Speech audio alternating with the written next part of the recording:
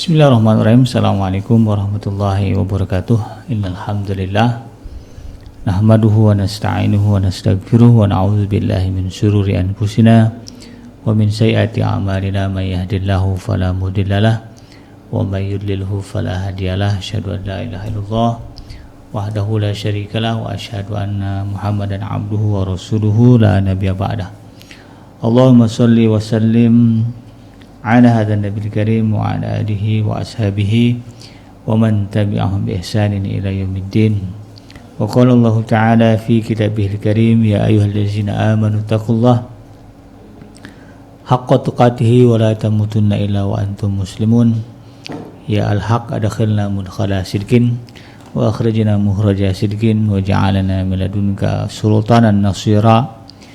Ya al-haq wa zahaqal batil innal batila kana zahuqa. Ya alim, Allahumma alimna ma yanfa'una wanfa'na bima 'allamtana wa zidna ilma wa arana al-haqqa haqqa wa rzuqna ittiba'ah wa arana al-batila batila wa rzuqna ijtinabah. Rabbi israh li sadri wa yassir li amri wa hlul 'uqdatam min lisani yafqahu qawli. Ya Ghafur Rabbana innana amanna faghfir lana dzunubana wa qina adzabannar. Amma ba'd.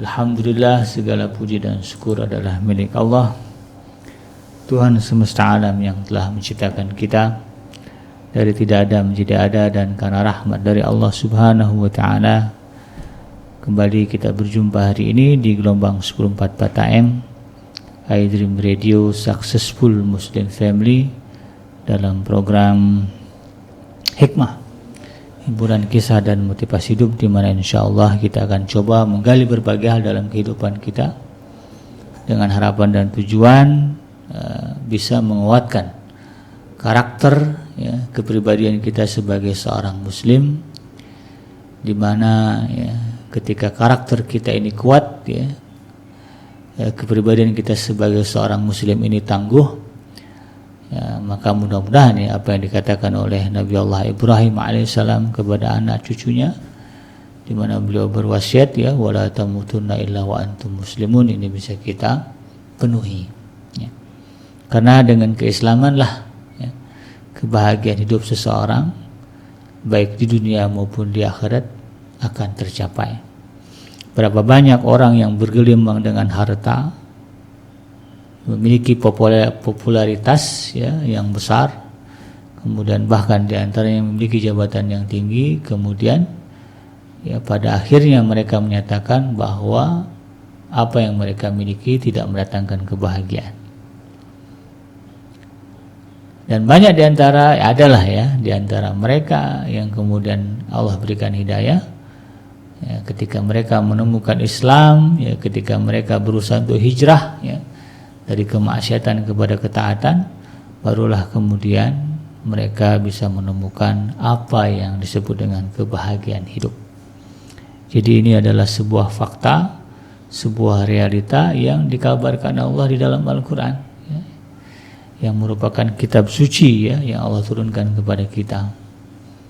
Bahwa Al-Quran menjelaskan, ya, di dalam ayat-ayatnya, ya, yang berada dalam setiap surah-surahnya, bahwa Al-Quran, bahwa kebahagiaan hidup itu sumbernya adalah ketaatan kepada Allah Subhanahu wa taala, sumbernya adalah Islam. Makanya kemudian banyak yang mengambil kesimpulan, ya, Islam is a ways of life, ya. Islam adalah cara hidup. Nah, jadi kalau mau benar hidup, ya ikutilah, ya, apa yang diajarkan oleh Islam. Tidak lupa kita baca salawat dan salam, Allahumma sholli ala Sayyidina Muhammad wa ala ali Sayyidina Muhammad. Assalamualaikum ayuhan Nabi wa rahmatullahi wabarakatuh. Semoga Allah terima, ya, salawat dan salam yang kita baca dan dilimpah curahkan kepada para nabi dan para rasul, wabil khusus ya Rasulullah Muhammad sallallahu alaihi wasallam, ya.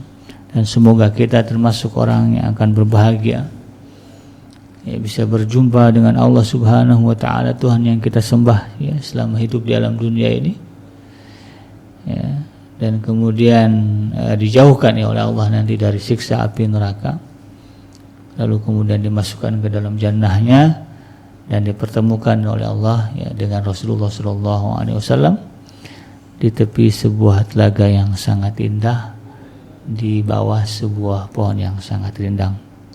Insyaallah ya amin ya rabbal alamin. Sahabat Edream yang dirahmati Allah, dimanapun Anda berada, sebagaimana yang kita ketahui ya, bahwa Allah Subhanahu wa Ta'ala telah menurunkan kepada kita umat manusia ya, kitab suci ya. Maka di dalam kesempatan ini, dalam program Hikmah, saya akan mengangkat tema tentang keimanan kepada kitab suci menguatkan karakter dan kepribadian seorang muslim ya. Jadi ketika seorang muslim ya, atau ketika seorang manusia ya kemudian dia melihat ya, mempelajari apa yang Allah turunkan ya kepada para nabi dan para rasulnya, dalam hal ini adalah kitab-kitab suci Allah Subhanahu wa Ta'ala. Ya, ketika mereka mengimaninya ya, sebagai bentuk eksistensi dari Allah Subhanahu wa Ta'ala, maka ini kemudian akan mengokohkan karakter dan kepribadian seorang muslim ya, gitu. Nah, mana ya, dan sebagaimana ketahui, jadi ketika kita berbicara iman ya, kalau kita merujuk kepada rukun iman kan ya, iman kepada kitab Allah ini merupakan bagian dari rukun iman ya, beriman kepada Allah, beriman kepada malaikatnya, beriman kepada kitabnya, beriman kepada rasulnya ya. Dan kemudian beriman kepada qada dan qadar ya. Jadi ketika seseorang ya, memiliki keyakinan bahwa Al-Quran ini adalah sebuah kitab yang diturunkan oleh Zat yang menciptakan seluruh alam semesta ini, poinnya ada di situ. Karena memang ada juga ya mereka yang menganggap bahwa Al-Quran ini bukan bukan kitab suci yang turun dari Tuhan yang menciptakan alam semesta. Ya, bahkan yang ada juga yang kemudian ya, sampai mengatakan Al-Quran itu ya tulisannya Muhammad, karangannya Muhammad begitu. Dan mirisnya kadang-kadang keyakinan seperti itu juga menjangkit pada sebagian ya, walaupun tidak banyak ya, ada sebagian muslim ya, yang kemudian ya, seolah-olah menempatkan kedudukan Al-Quran memang seperti itu. Ya, seolah-olah Al-Quran ini bukanlah ya, sebuah petunjuk wahyu yang memang turun dari Allah Subhanahu wa Ta'ala. Nauzubillah, kita berlindung ya, dari keyakinan-keyakinan seperti ini. Justru yang harus kita perdalam dari diri kita adalah bagaimana kemudian keyakinan kita ya, terhadap kesucian Al-Quran dan terhadap fakta kenyataan bahwa Al-Quran ini adalah wahyu ya, petunjuk yang turun langsung ya, dari Allah Subhanahu wa Ta'ala melalui Rasulullah SAW. Ini yang benar harus kita perkuat, harus kita perdalam. Mana dari iman kepada kitab-kitab Allah ini ya, yang telah diturunkan kepada para rasulnya adalah meyakini dengan teguh bahwa semua kitab tersebut turun dari sisi Allah Subhanahu wa Ta'ala kepada para rasulnya, lalu kemudian disampaikan kepada para hamba-hambanya ya, yang lain ya, dengan kebenaran yang nyata dan petunjuk yang jelas. Nah, jadi ini harus kita dudukkan dulu ya, jadi jangan sampai ada celah di dalam diri kita ya, suara-suara di dalam batin kita yang kemudian mengatakan Al-Quran ini bukan dari Allah. Nah, Al-Quran ini hanyalah karangan tulisan dari orang Arab yang bernama Muhammad misalnya. Ini harus kita hindari, kita jauhkan dari keyakinan seperti ini. Ya, nanti adalah ya upaya bagaimana kemudian mempertebal keyakinan ini. Ada upaya untuk mempertebal keyakinan bahwa Al-Quran adalah kitab yang turun dari Allah Subhanahu wa taala, ya, yang membenarkan kitab-kitab sebelumnya, ya. Ada Injil, ya, ada Zabur, ada Taurat, ya. Ada Suhuf yang diturunkan kepada Nabiullah Ibrahim alaihissalam. Itu semua merupakan keterangan-keterangan, ya, atau wahyu Allah yang diturunkan kepada para rasulnya. Yang kedua juga meyakini dengan teguh bahwasanya kitab-kitab itu, ya, Al-Quran, ya, Injil, Zabur dan Taurat ini, ya, adalah ucapan Allah Subhanahu wa taala, ya, dan bukan ucapan selain dari Allah Subhanahu wa taala. Jadi meskipun katakanlah Al-Quran, ya, diturunkan kepada orang Arab yang bernama, ya, Muhammad, ya, yang bernama Nabi Muhammad SAW, atau juga Injil diturunkan kepada orang Nazaret gitu, ya, yang keturunan yang merupakan bagian dari Bani Israel, yaitu Nabi Allah Isa alaihissalam. Kemudian juga Taurat, ya, turun kepada Nabi Allah Musa yang merupakan bagian dari Bani Israel juga. Lalu kemudian Zabur, ya, dan kemudian juga suhuf yang diturunkan kepada para nabi dan para rasul. Nah, itu bukanlah ucapan manusia, tetapi ucapan dari Allah Subhanahu wa taala. Nah, sesungguhnya Allah Subhanahu wa taala berbicara di dalam kitabnya, ya, sesuai dengan kehendak dan juga maksudnya, ya. Jadi apa yang Allah terangkan di dalam Al-Qur'an, ya, sekarang, ya, dulu, ya, wahyu-wahyu Allah itu turun kepada para nabi dan para rasul, ya, yang masyhur adalah kepada Nabi Allah Ibrahim, ya, ada suhufnya. Kemudian turun kepada Nabi Musa, ya, ada Taurat, lalu kemudian Zabur pada Nabi Allah Daud, lalu kemudian Injil pada Nabi Allah Isa alaihissalam, dan kemudian Al-Quran turun kepada Rasulullah SAW. Dan spesial Al-Quran ini di dalamnya terhimpun juga, ya, wahyu-wahyu Allah dari itu tadi, ya, dari kitab sebelumnya, ya, dari Injil, dari Zabur, dari Taurat, dari Suhuf, semua yang dihimpunkan ada di dalam Al-Quran. Jadi nggak usah kita repot-repot, ya, mencari kitab-kitab Injil, ya, mencari kitab Zabur, Taurat, Suhuf, nggak perlu, ya, karena isi dari kitab-kitab sebelum Al-Quran itu sudah ada di dalam Al-Quran. Makanya di dalam Al-Quran kita lihat, ya, ada wahyu Allah yang menyebutkan, ya, Isa berkata, gitu, ya, atau dikatakan kepada Isa, kemudian Daud, ya, kemudian kepada Musa, kepada Ibrahim, dan kepada para nabi yang lainnya. Nah, itu menandakan bahwa sebetulnya, ya, itu adalah bagian dari kitab-kitab yang telah diturunkan Allah kepada para nabi dan para rasul tadi. Maka bagi kita seorang muslim, ya, cukuplah kemudian kita meyakini bahwa, ya, Al-Quran ini, ya, yang di dalamnya terkandung kitab-kitab suci lainnya, begitu, adalah wahyu dari Allah Subhanahu wa taala. Dan apa yang Allah sebutkan di dalam Al-Quran, ya, itu semuanya sesuai dengan kehendak dan juga maksud dari Allah Subhanahu wa taala, sebagaimana yang Allah firmankan di dalam surah Asy-Syura ayat yang ke-51, ya, di mana Allah berfirman, A'udzubillahi minasyaitonirrajim, ya, wa ma kana li basyarin ayyukallimahullahu illa wahya aw min wara'i hijabin aw yursila rasulan fahuwa fayuhiya biiznihi ma yasha'u innahu aliyyun hakim.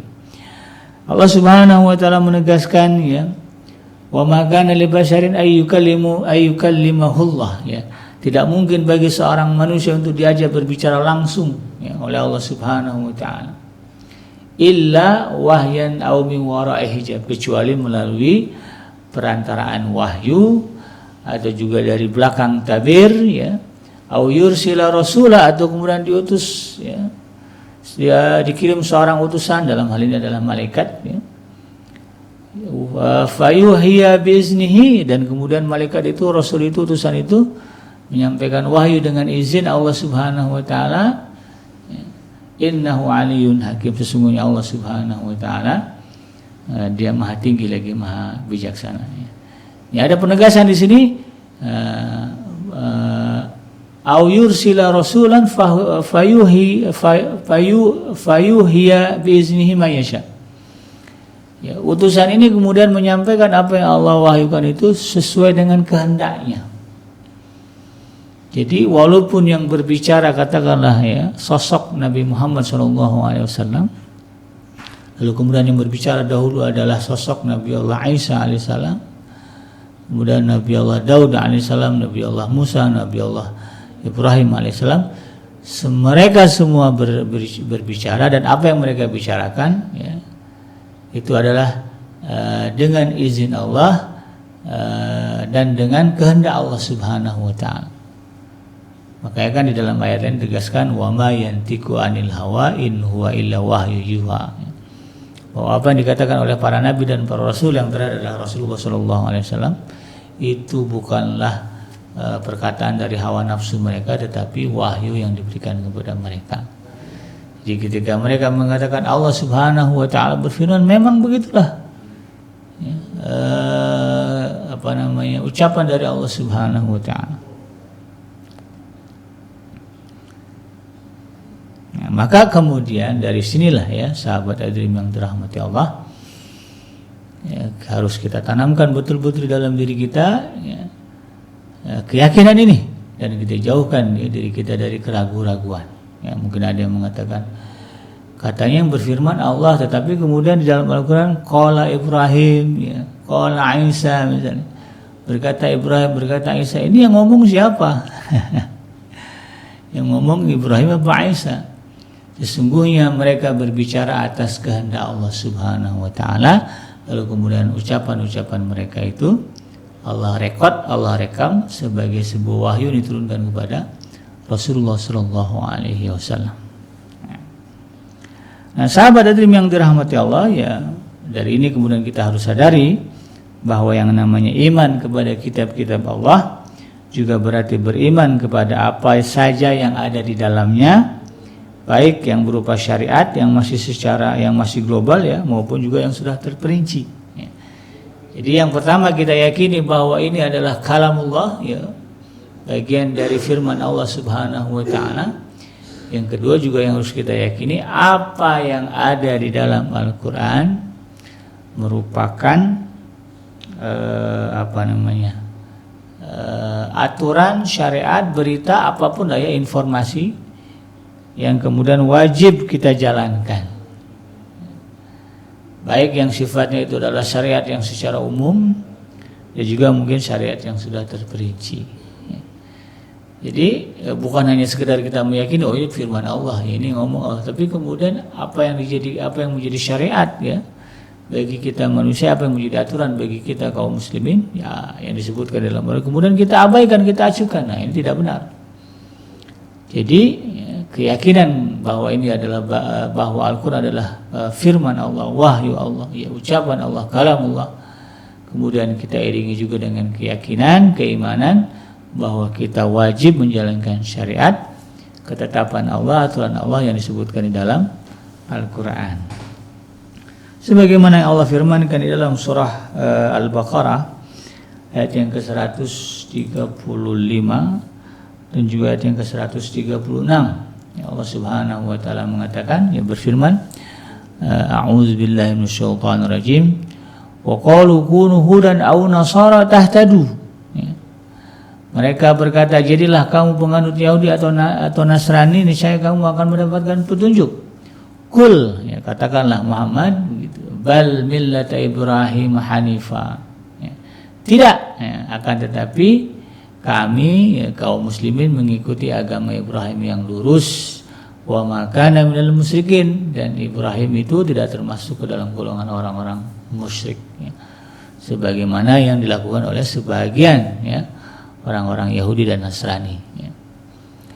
Kemudian Allah Subhanahu wa taala mengatakan, qulu amanna billahi wa ma unzila ilaina wa ma unzila ila Ibrahim wa Ismaila wa Ishaq wa Ya'qub wal asbati wa ma utiya Musa wa Isa wa ma utiya an-nabiyyuna min rabbihim la nufarriqu baina ahadin minhum wa nahnu lahu muslimun. Katakanlah, ini sebuah prinsip dalam hidup kita. Ya, katakanlah, ya wahai orang-orang yang beriman, ya amanna billah, kami beriman kepada Allah, wa ma unsila ilaina, dan kami beriman kepada apa yang diturunkan kepada kami dan apa yang diturunkan kepada Ibrahim, ya, itu suhuf ya. Apa yang diturunkan kepada Ismail juga suhuf, apa yang diturunkan kepada Ishak juga suhuf, wa Yaqub, apa yang diturunkan kepada Nabi Yaqub juga suhuf ya. Wal asbab ya. Dan juga pada keturunan-keturunannya ya, ada para nabi sesudahnya. Wa ma utiya Musa, dan apa yang diberikan kepada Musa, wa Isa, dan juga kepada Nabi Isa. Wa ma utiya nabiyuna min rabbihim, dan apa yang diturunkan kepada para nabi dan para rasul ya, para nabi ya, dari Tuhannya. La nufarriqu baina ahadin minhum, dan kami orang-orang yang beriman kepada Allah ya, dan kepada apa yang diturunkan kepada para rasulnya tadi, tidak membedakan satu di antara mereka, tidak membeda-bedakan ya satu pun di antara mereka. Wa nahnu lahu muslimun, dan kami semua mengimani ya, apa yang diturunkan kepada apa yang diturunkan kepada para nabi dan para rasul. Wa nahnu lahu muslimun, dan kami termasuk kelompok golongan orang-orang yang berserah diri kepada Allah Subhanahu wa taala. Jadi dalam hal ini ya, sahabat Adrim yang dirahmati Allah dimanapun Anda berada, ini menjadi sebuah etika dan keyakinan kita ya, bahwa dengan mengamalkan Al-Quran ya, sesungguhnya kita telah mengamalkan berbagai aturan ya, yang Allah turunkan kepada manusia secara global ya, kepada para nabi dan para rasul sebelum-sebelumnya ya, karena pada dasarnya ya, syariat-syariat yang ada dalam Al-Quran ya, juga ya, informasi-informasi yang ada dalam Al-Quran terkait dengan orang-orang terdahulu ya. Syariat-syariat orang-orang terdahulu pada dasarnya ada, pada prinsipnya ada banyak yang kemudian menjadi syariat agama kita ya. Contohnya puasa ya. Puasa juga Allah perintahkan kepada orang-orang sebelum kita. Lalu kemudian ya, kita umat Nabi Muhammad juga berpuasa, yaitu saum ya. Salat ya, salat juga Allah perintahkan kepada para nabi dan para rasul sebelum-sebelumnya. Lalu kemudian diperintahkan juga kepada kita. Mungkin yang beda hanya tata caranya ya. Salatnya orang dulu, saumnya orang dulu ya, berbeda dengan saumnya orang sekarang ya. Contohnya pada zaman Nabi Allah Zakaria, Nabi Allah Isa alaihissalam, ada saum, ada puasa bicara. Nah, syariatnya begitu ya. Itu puasa bicara itu bagian dari ibadah ya. Bagian dari syariatnya Nabi Zakaria, Nabi Isa ya, termasuk juga kepada Sayyidah Maryam. Nah, kemudian sekarang kan itu tidak menjadi syariat Nabi Muhammad SAW. Tapi ketika Allah menyebutkan itu ya, secara tidak langsung juga ini sebetulnya menjadi bagian dari syariat kita. Ada kalanya ya, kita itu harus ya, menjaga, menguasai ya, mengawal lidah kita ya, karena lidah ini ya, menjadi pangkal atas berbagai kerusakan ketika kita kemudian tidak pandai menjaganya. Makanya Rasulullah mengatakan salamatul insan fi hifdzil lisan.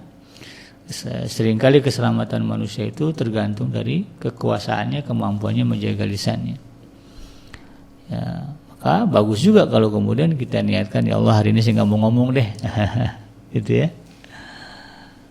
saya mau puasa bicara deh ya, gitu. Ya, tidak masalah begitu kan, kalau itu diniatkan untuk menjaga diri dari lisan ya, dari keburukan lisan kita. Yang menjadi ibrah ya, kalau dulu memang dijadikan sebagai amalan ya, untuk amalan sebagaimana amalan ibadah mahdhah gitu ya, tetapi sekarang kita jadikan sebagai satu prinsip ya, bahwa kita harus menjaga lisan kita misalnya dalam keseharian kita. Nah, jadi ini yang kemudian harus kita pahami dan merupakan bagian dari iman kita kepada kitab Allah Subhanahu wa taala. Allah Subhanahu wa taala telah memberi nama-nama kitabnya ya, yaitu Taurat kepada Nabi Musa, Injil kepada Nabi Isa, dan Zabur kepada Nabi Allah Daud alaihi salam, serta menyebutkan suhuf dari Nabi Allah Ibrahim dan juga Nabi Musa alaihissalam ya. Dia juga memberitakan tentang kitab-kitab secara global kepada para rasulnya dengan firman-Nya, sebagaimana dalam surah An-Nisa tadi ya disebutkan, wama unzila wama utiyan nabiyyuna min rabbihim ya, dan apa yang diturunkan kepada para rasulnya ya. Jadi secara umum gitu ya disebutkan. Nah, keimanan yang dimaksudkan tersebut ya mencakup keimanan terhadap Al-Qur'an, mengimani apa saja yang ada di dalamnya, melaksanakan segala perintahnya dan menjauhi segala larangannya, dan menghalalkan apa yang dihalalkan di dalam Al-Qur'an, mengharamkan apa yang diharamkan di dalam Al-Qur'an, mengambil pelajaran dari perumpamaan yang disebutkan di dalam Al-Qur'an, mengambil pelajaran dari kisah-kisah yang diceritakan di dalam Al-Qur'an, mengamalkan ayat-ayat muhkamat ya, menerima ayat-ayat yang mutasyabihat ya, tidak melanggar batas-batas yang ditetapkan, senantiasa membacanya serta membelanya dan menjadikannya sebagai nasihat. Jadi ini poin-poin ya bagi kita seorang muslim di dalam memenuhi kewajiban beriman, ya mengimani kitab-kitab Allah. Itu tadi ya, ketika kita beriman kepada Allah, bagaimana ya cara kita beriman kepada Allah, ada penjelasannya. Ketika kita beriman kepada malaikat-malaikat Allah, ada penjelasannya ya. Ketika kita mengimani kitab Allah, nah inilah ya aksi praktek dari kita mengimani kitab Allah, kan, beriman kepada kitab-kitab Allah. Yang pertama itu tadi ya, bahwa kita meyakini bahwa Al-Qur'an dan kitab-kitab yang disebutkan sebelum Al-Qur'an adalah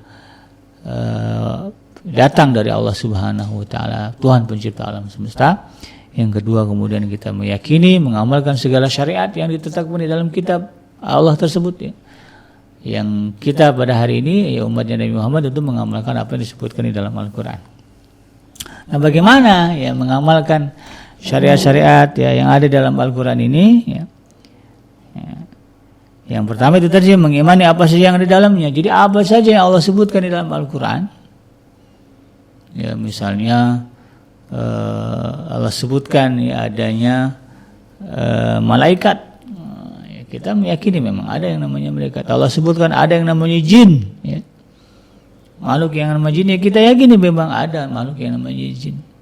Ada makhluk yang disebut dengan iblis, syaitan ya kita yakini bahwa memang makhluk itu ada ya, karena prakteknya kadang-kadang ada juga orang Islam yang kemudian mengatakan memang jin ada gitu ya, memang setan ada ya. Kalau kita menuju kepada Al-Qur'an ya apa yang disebut dengan jin, apa yang disebut dengan setan memang ada, itu makhluk Allah dan Allah ciptakan.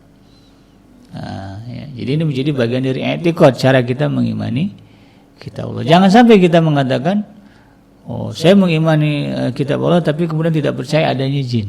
Nah, itu ya. Saya pernah dulu ya berdialog dengan seorang dokter ya, di sebuah rumah sakit di Jakarta, ya rumah sakit Islam ya. Dulu saya pernah bekerja di sana. Jadi ada dokter yang mengatakan ya, ini lahir dari sebuah perdebatan begitu kan, bahwa ternyata ada juga ya para dokter yang kemudian tidak meyakini adanya praktek-praktek sihir ya yang kemudian menyebutkan ya, itu melalui perantaraan jin begitu ya dan sebagainya. Maka kemudian beliau mengatakan saya akan tetap meyakini adanya jin itu ya, selagi masih ada surah An-Nas. Dalam surah An-Nas kan disebutkan ya minal jinnati wan nas ya, dari golongan jin dan manusia. Bahkan ada juga ya dalam Al-Qur'an khusus namanya surah Al-Jin ya. Nah, ini kan menjadi sebuah keyakinan kita bahwa memang makhluk itu ada. Cuman ya tentu ya keimanan kita kepada adanya jin jangan melenceng dari apa yang disebutkan di dalam syariat. Nah, gitu ya. Kan Allah sebut panjang lebar jin itu apa, bagaimana, apa ucapannya, apa yang melakukan, itu kan ada. Ya kita mengimani sebatas apa yang Allah kabarkan dan apa yang sebatas Rasulullah SAW kabarkan. Tidak lebih dari itu. Ya, jangan lebay lah begitu. Jadi apa saja yang disebutkan dalam Al-Quran, ya termasuklah misalnya mukjizat para nabi dan para rasul. Ya, dulu ada orang ya namanya Ibrahim alaihissalam ya, yang kemudian tidak terbakar oleh api. Jangan sampai kemudian ada di antara kita yang berpikir nggak mungkin gak sih ada orang yang nggak mempan dibakar, gitu ya. Api itu sifatnya membakar. Ya. Semua yang masuk api akan terbakar. Dalam Al-Quran disebutkan bahwa ada orang yang Allah selamatkan dari panasnya api, yaitu Nabi Allah Ibrahim. Maka ini harus diyakini sebagai sebuah kebenaran. Jangan kemudian kita mengatakan, saya percaya Al-Quran tapi saya nggak percaya Nabi Allah Ibrahim nggak mempan dibakar. Ya, ini satu kesalahan. Gitu. Nabi Musa membelah laut begitu kan. Jangan sampai kemudian kita berpikir bagaimana laut itu bisa terbelah begitu kan. Ya. Bagaimana laut bisa dibelah begitu ya. Lalu kemudian ya, kita tidak mengimani bagian itu. Jadi ketika kita mengatakan saya beriman kepada Al-Quran dan yakin Al-Quran ini adalah kitab dari Allah, maka kemudian kita juga harus meyakini semua yang disebutkan di dalam Al-Quran. Ya, dan kemudian melaksanakan segala perintahnya, bahwa Al-Quran berisi ya, ada perintah. Ya. Ada perintah dan menjauhi segala orangnya, ada perintah dan larangan. Ya. Ya, dari mulai kita bangun tidur sampai kita tidur lagi, ya, itu ada perintah dan larangan yang harus kita patuhi yang disebutkan dalam Al-Quran. Ya, kalau kita mengimaninya, maka kemudian kita harus menjalankannya ya, dengan kadar kekuatan yang ada pada diri kita. Ya. Allah perintahkan kita sholat. Ya. Ya, ketika datang waktu sholat, ya kita kerjakan. Allah perintahkan kepada kaum wanita untuk mengulurkan jilbabnya, ya, untuk menutup aurat mereka, maka patuhi. Ya, jangan ada alasan lagi. Gitu kan. Katanya beriman kepada Al-Quran, tapi ketika urusan jilbab, ini beda ceritanya. Ini bukan bagian dari perintah Allah. Oh, enggak begitu cara memahaminya. Gimana? Ya. Kadang saya masih bingung ya dengan orang katanya Islam, wanita muslimah, tetapi kemudian tidak mau menutup rambutnya ya, yang merupakan aurat wanita gitu kan. Dengan alasan apapun lah begitu ya. Kalau dibilang enggak ini enggak aurat begitu, nah ini yang jadi pertanyaan, kalau lagi sholat emang enggak ditutup? Yang bingungnya itu tadi ya, dia enggak pakai jilbab tapi kalau lagi sholat ditutup ya. Dia bilang ini bukan aurat, tapi ketika sholat dia tutup, berarti kan itu aurat sebetulnya. Maka tidak ada bantahan lagi. Apapun syariat yang Allah sebutkan di sana, laki-laki ya Allah haramkan berzina, jangan ada lagi berita-berita isu-isu kemudian kita mencari cara ya, bagaimana melegalkan perzinahan, ya nggak boleh ya. Allah celah itu yang namanya LGBT misalnya ya. Jangan kemudian ada lagi ya, celah ya, di dalam hati kita untuk kemudian ya, melegalkan hal tersebut ya. Karena semuanya sudah jelas ya, sudah paten di dalam Al-Quran, dan kita tidak perlu lagi tawar-menawar dan sebagainya, itu cukup menjalankan dan mematuhi saja. Sami'na wa ta'ana. Menghalalkan apa yang dihalalkan dan mengharamkan apa yang diharamkan. Apa yang Allah halalkan untuk kita makan, kita pakai, kita lakukan, kerjakan. Ya, ambil ya sebagai karunia dari Allah Subhanahu wa taala. Dan apa yang Allah haramkan kita patuhi sebagai bagian dari menjaga diri kita dari kemurkaan Allah. Jadi babi sudah paten haramnya begitu kan. Khamar sudah paten haramnya, jangan lagi dirubah-rubah, dicari-cari cara bagaimana babi biar halal. Bagaimana khamar biar halal. Ini bukan bentuk keimanan. Kalau kita yakin Al-Quran ini adalah firman Allah Subhanahu wa taala, ya, selogis apapun orang mengatakan bahwa apa yang diharamkan di dalam Al-Quran sebetulnya sudah nggak haram lagi, sudah halal. Ada kan? Ya. Dulu ada seorang ulama besar ya, Syekh Muhammad Abduh ya, ketika beliau datang ke Perancis kemudian bertemu dengan sekelompok mahasiswa ya di sebuah universitas di Prancis ya. Ya, kemudian dalam dialognya ya mahasiswa-mahasiswanya ada yang bertanya, wahai Syekh gitu ya, kenapa umat Islam diharamkan memakan babi begitu? Ya. Dan yang kita ketahui ya mereka diharamkan memakan babi karena babi dianggap binatang yang kotor ya. Kemudian dagingnya juga kotor ya. Lalu kemudian mereka katakan, apakah itu masih relevan di zaman sekarang? Karena sekarang prakteknya ya kita bisa mensterilkan apa yang ditakuti dari kekotoran babi itu bisa kita sterilkan. Katakanlah cacing pita itu bisa disterilkan ya. Katakanlah katanya kandung kemih babi itu sering bocor sehingga dagingnya bercampur dengan air kencingnya, itu juga bisa dibersihkan katakan gitu.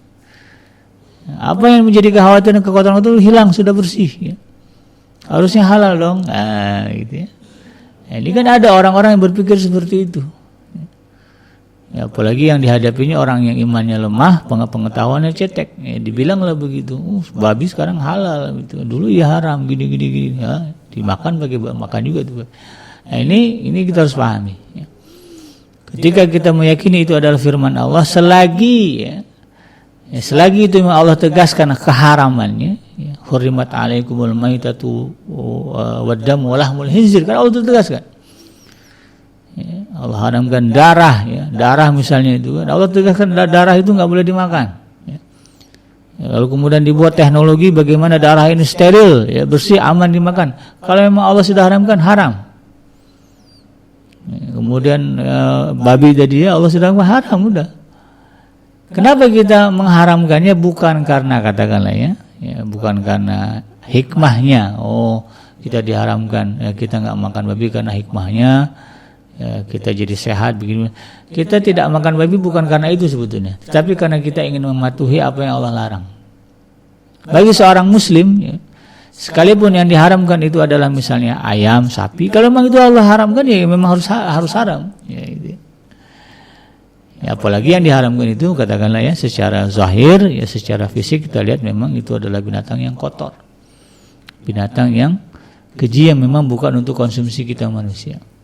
Sekalipun itu kemudian bisa dikonsumsi ya, kalau hukumnya sudah begitu maka kita menjalankannya sebagai bentuk kepatuhan kepada Allah Subhanahu wa taala, bagian dari iman kita kepada Allah Subhanahu wa taala. Karena pada dasarnya apa yang Allah halalkan, apa yang Allah haramkan itu ujian. Ya, Allah haramkan kita berzina, ya itu ujian. Allah haramkan kita meminum khamr, itu ujian. Allah haramkan kita memakan babi, itu juga ujian. Ujian dari Allah Subhanahu wa taala, ujian ketaatan. Ya, salah satunya itu tadi ya, dengan kemajuan teknologi ya, medis, pangan dan sebagainya.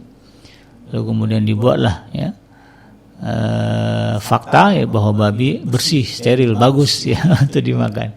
Tetap saja kalau itu namanya babi, asalnya dari babi, kategorinya adalah daging babi, tetap kita tidak boleh makan. Ini yang harus kita pahami. Karena ada orang yang kemudian berusaha untuk mengakal-ngakali tadi ya. Kemudian mengambil pelajaran dari kisah-kisah yang diceritakan ya, Allah Subhanahu wa taala ceritakan ya, dari Nabi Allah Adam alaihissalam sampai sebagian kisah Nabi Muhammad Allah ceritakan.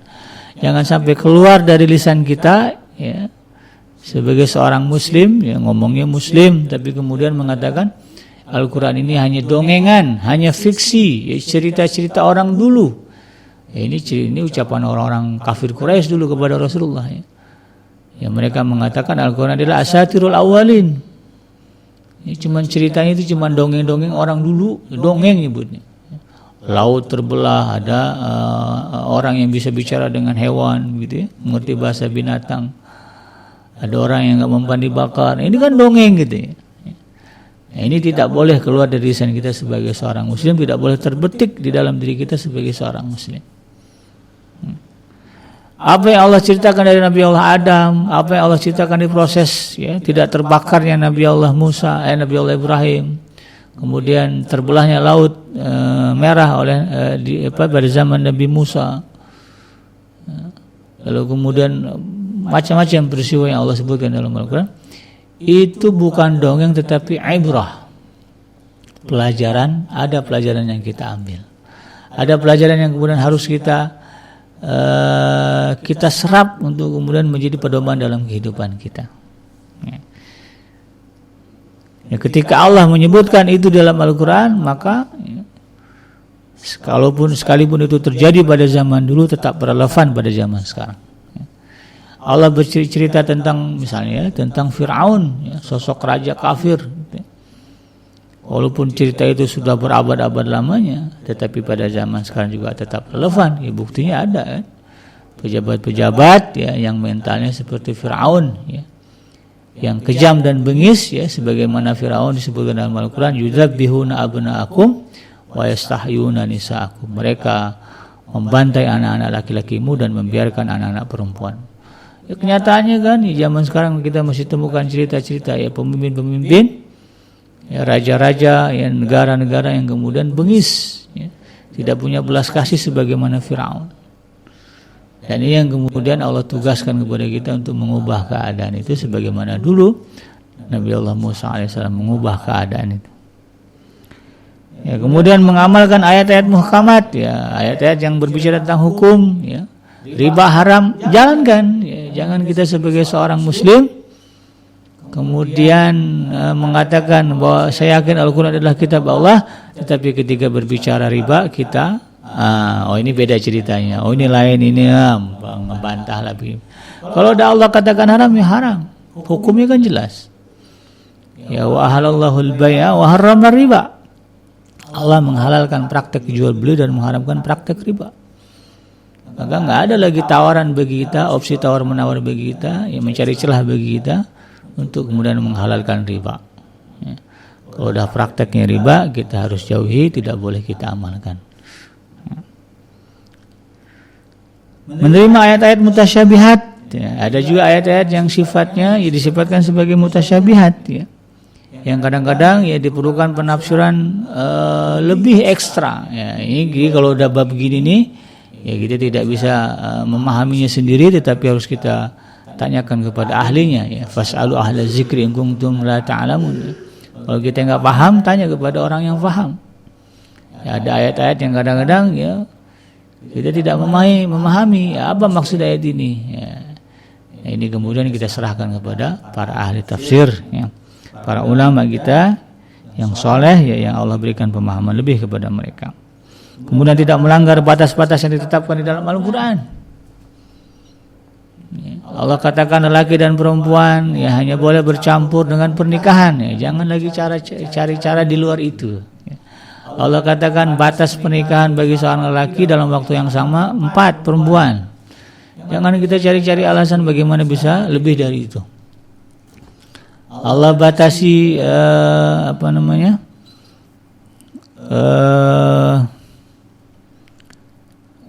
Allah batasi pergaulan lelaki dan perempuan, begitu ya. Allah batasi Allah aturkan, Allah atur bagi kita bagaimana menutup aurat. Ini batasan aurat laki-laki, ini batasan aurat perempuan. Jangan kemudian kita langgar. Yang perempuan jangan minta, kenapa laki-laki batasannya cuma dari pusat sampai lutut, perempuan semuanya kecuali muka dan tapak tangan. Kalau memang itu sudah ketetapan dari Allah, batasan dari Allah, terima. Memang itu sebagaimana yang disebutkan dalam Al-Quran. Kita terima batasan-batasan dan jangan dilanggar, jangan dilebih-lebihkan. Kemudian senantiasa membaca Al-Quran, rutinkan membaca Al-Quran, kemudian membelanya dan menjadikannya sebagai nasihat di dalam kehidupan kita. Nah, dengan demikian sahabat hadirin yang dirahmati Allah, apa yang kita yakini, apa yang menjadi etikad kita, keyakinan kita bahwa Al-Quran adalah kitab Allah. Ketika kita sudah mengamalkan apa yang saya jelaskan tadi, maka insya Allah karakter seorang muslim, kepribadian seorang muslim yang tangguh akan terbentuk di dalam diri kita. Bagaimana tidak tangguh ketika kemudian disodorkan harta riba, dia geleng-geleng, memang Allah haram ini riba. Bagaimana tidak tangguh ketika kemudian disodorkan, katakanlah perempuan atau laki-laki yang tampan, ini haram kalau belum nikah, begitu ya. Maka kemudian Dari sini kita bisa bagaimana ketangguhan seorang muslim. Nah, ini harapan kita adalah ketangguhan ini terbentuk di dalam diri kita. Sedikit demi sedikit, step by step kita pahami Al-Quran. Kita baca Al-Quran dari mulai kita bangun tidur sampai kita tidur lagi. Perbanyak waktu kita berinteraksi dengan Al-Quran, agar semakin jelas bagi kita betapa Al-Quran ini adalah mukjizat yang Allah turunkan kepada Nabi kita Muhammad SAW. Karena yang bikin sedih itu kita mengakui Al-Quran ini sebagai mukjizat, tetapi kita tidak merasakan kemukjizatan Al-Quran. Kenapa ya? Karena kita tadi interaksi kita dengan Al-Quran terlalu sedikit, terlalu minim, sehingga kita tidak tahu hukum-hukum Allah, kita tidak tahu batasan-batasan Allah, kita tidak tahu apa yang Allah haramkan, apa yang Allah halalkan. Maka kemudian kebanggaan kita kepada kitab suci Al-Quran tidak ada maknanya. Kesucian Al-Quran kita tunjukkan dalam bentuk kita menyimpannya di tempat yang tinggi, tetapi kemudian kita tidak pernah menyentuhnya, membukanya, membacanya. Jadi kitab pusaka, ini kan salah kaprah. Kalau kita menganggap Al-Quran adalah kitab pusaka, menganggap Al-Quran adalah kitab suci, maka yang diminta oleh Allah Subhanahu wa taala kita sering berinteraksi dengan Al-Quran, baik melalui bacaannya, kemudian memahaminya, membaca dalam konteks melafalkan, dan juga membaca dalam konteks memahami. Kadang-kadang ada orang yang concernnya melafalkan saja begitu tetapi kemudian agak abai dalam konteks memahami. Sekarang polanya kita rubah, selain kita lafalkan, kita baca dari surah Al-Fatihah sampai surah An-Nas, dan sedikit demi sedikit sekarang kita baca juga artinya. Kalau mentok dengan ayat yang kita tidak fahami, jangan kemudian ambil kesimpulan sendiri. Fas'alu ahla zikri in kuntum la ta'lamun. Tanyakanlah kepada ahli zikir, kepada orang-orang kepada orang-orang soleh yang Allah berikan pemahaman lebih. Tanya kepada mereka, Ustaz, tadi saya baca Al-Quran ayat ini kok saya nggak ngerti ini maksudnya apa. Nah, ini lebih baik sehingga kemudian kita bisa selamat dari kesesatan. Karena prakteknya ada juga orang-orang yang kemudian karena motifnya membaca Al-Quran tidak benar, motifnya adalah motif kefasikan, maka kemudian Allah sesatkan. Sebagaimana Allah sebut dalam Al-Quran, yudillullahu bihi katsira wa yahdi bihi katsira. Ada orang-orang yang mendapat Allah sesatkan dengan membaca Al-Quran itu, ada juga yang Allah berikan petunjuk dengan membaca Al-Quran itu. Yang disesatkan banyak, yang mendapat petunjuk juga banyak. Wa may yudillu bihi illal fasikin. Dan tidaklah Allah menyesatkan orang di dalam membaca Al-Quran kecuali orang itu adalah orang-orang fasik. Jadi ketika motivasi kita membaca Al-Quran, memahami Al-Quran sebagai orang fasik, orang yang cenderung kepada dosa dan kemaksiatan, maka ujungnya adalah kesesatan. Oleh karena itu kita berlindung kepada Allah Subhanahu wa taala dari hal ini. Ketika kita membaca dalam konteks memahami Al-Quran lalu kemudian kita tidak paham, jangan ambil kesimpulan sendiri, tanyakan kepada orang yang lebih memahami. Demikian sahabat adrim yang dirahmati Allah, semoga bermanfaat. Yang benar datangnya dari Allah Subhanahu wa taala, dan yang salah itu semata-mata lahir dari kealfaan dan kehilapan saya pribadi. Subhanaka Allahumma rabbana wa bihamdika asyhadu an la ilaha illa anta astaghfiruka wa atubu ilaik walhamdulillahi rabbil alamin. Wassalamualaikum warahmatullahi wabarakatuh.